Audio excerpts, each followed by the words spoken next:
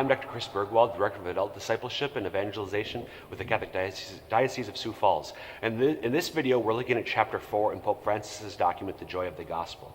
The title of Chapter 4 is the social dimension of evangelization. And this is one of the chapters, the articles in it, some of the articles got a lot of attention, as did, I think, Chapter 2. I didn't address this in the video for Chapter 2. But Francis talks about the social impact of the gospel. This is some of the things that he talks about in this chapter got some particular attention in the mainstream media.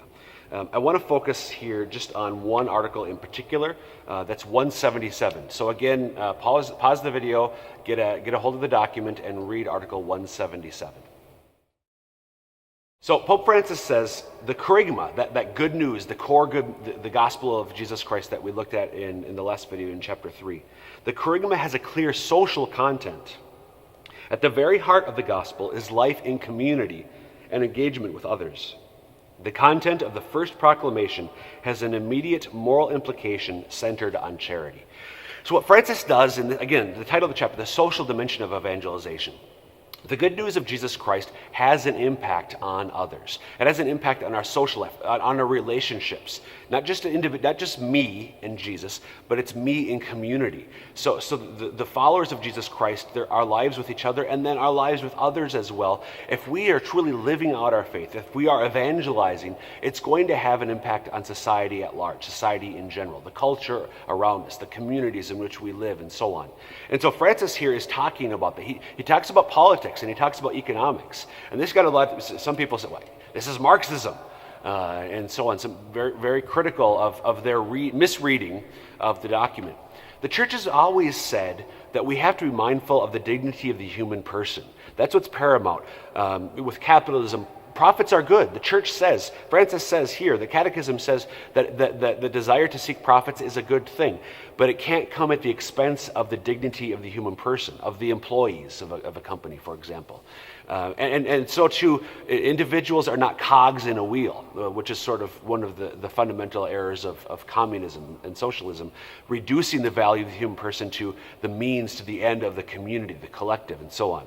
Francis, like the Church in general, is critical of both extreme capitalism and communism in general because of the dangers of reducing denying the dignity of the human person. And so he talks about some of this here. He talks about, for instance, this is Article 204. Go ahead and pause the video and read Article 204. So he says here, we can no longer trust in the unseen forces and the invisible hand of the market. Growth in justice requires more than economic growth, while presupposing such growth. And then he goes to talk about how we care for the poor. So just because our economy is growing does not automatically mean that justice is going to grow. We're sinful creatures. We're fallen. Human beings are sinful. We're imperfect. Because of that, the economic structures, our political structures, our systems of politics and economics are going to be imperfect.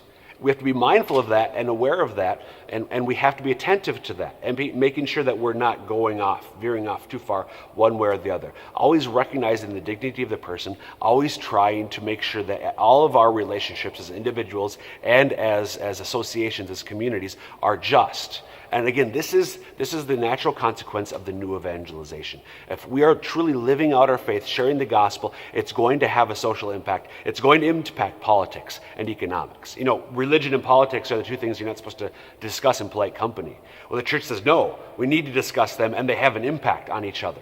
Religion, our faith, should have an impact on politics and on economics. Again, we're not always comfortable with that because we want to make it very private and personal and categorize it. Well, this is the religious part of my life. This is the political part of my life.